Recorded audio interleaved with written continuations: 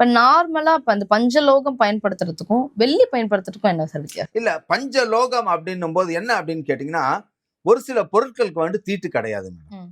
புரியுதுங்களா? இது நான் உதாரணத்துக்கே நான் சொல்லிடுறேன். நிறைய பேர் கேட்பாங்க, கல்லு கூட கேட்பாங்க. சார் என்னோட அம்மா போட்ட கல்லு, எங்க பாட்டி போட்ட கல்லு, நான் பழைய செகண்ட் ஹேண்ட் கல்லு வாங்கினேன் அப்படின்னு. கல்லு, நவரத்ன கற்கள், வெள்ளி, உலோகங்கள், பஞ்சலோகங்கள், தங்கம், நவரத்ன உலோகங்கள், இது எதுக்குமே வந்துட்டு பஞ்சலோகங்கள் இருக்கு பாத்தீங்களா, இதுக்கு எதுக்குமே தீட்டு கிடையாது மேடம். Okay sir. இதுக்கு ஏன் ஒரு சிம்பிள் உதாரணம் என்ன ஏன் தீட்டு கிடையாதுன்னு சொல்றோம்னா, நம்ம கோயிலுக்கு போறோம், பிரதோஷம் அன்னைக்கு போடுறோம். பிரதோஷம் அன்னைக்கு நீங்க போனீங்கன்னா நம்ம கோயில்ல இருக்கிற அர்ச்சகர் என்ன பண்ணுவாரு, நம்ம கிட்ட இருக்க அந்த நகை, வெள்ளி மோதிரம், தங்க மோதிரம் கேட்பாரு. சுவாமி மேல போட்டுட்டு திரும்பி நம்ம கிட்ட கொடுப்பாரு. சோ அது தீட்டா இருந்தா போட்டு கொடுப்பாங்களா? சோ எந்த பஞ்சலோகத்துக்குமே தீட்டு கிடையாது.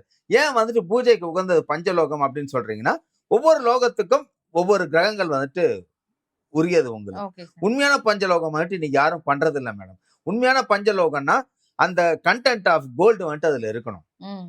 புரியுதுங்களா? இப்ப 10 கிராம் நீங்க மெட்டீரியல் போடுறீங்க அப்படின்னா அதுல 2 கிராம் கோல்டு இருக்கணும். ஆனா இன்னைக்கு யாருமே வந்துட்டு அது காஸ்டிங் பொருளாதார பிரச்சனையால இன்னைக்கு யாரும் வந்துட்டு பஞ்சலோகம் யூஸ் பண்றது இல்ல. ஏன்னு கேட்டீங்கன்னா ஒவ்வொரு விஷயத்துக்கும் ஒவ்வொரு கிரகங்கள், ஒவ்வொரு பஞ்சபூதங்கள் வந்துட்டு சேர்ந்துருவாங்க உங்களுக்கு. இப்ப வெள்ளி அதுல போடுவோம். வெள்ளி, சுக்கிரன், சூரியன், தங்கம். புரியுதுங்களா உங்களுக்கு? காப்பர், நிக்கல், அலுமினியம் கூட போடணும் உங்களுக்கு. ம். அலுமினியம் போடல அப்படின்னா துத்தநாகம் சேர்க்கணும். Okay sir. புரியுதுங்களா? இதெல்லாம் சேர்ந்த கலவைதான் உங்களுக்கு பஞ்சலோகம் உங்களுக்கு. பஞ்சலோகம் அப்படின்னும்போது அதுக்கு வந்துட்டு தீட்டு கிடையாது. பூஜைக்கு உகந்தது பஞ்சலோகம். ஏன் வந்துட்டு வெள்ளியோட பஞ்சலோகம் போறாங்கன்னா, வெள்ளி கூட கொஞ்சம் எக்ஸ்பென்சிவ். ம். பஞ்சலோகம்னா எக்ஸ்பென்சிவ் கிடையாது. இன்னொன்னு பஞ்சலோகத்தோட பியூட்டி என்னன்னு கேட்டீங்கன்னா, உண்மையான பஞ்சலோகம் வந்துட்டு நீங்க வாஷ் பண்ணி வச்சீங்கன்னா கோல்ட் ஆட்டமே இருக்கும். ஓ! ஆமா, உண்மையான பஞ்சலோகம் கோல்ட் ஆட்டமே இருக்கும் வாஷ் பண்ணீங்கன்னா.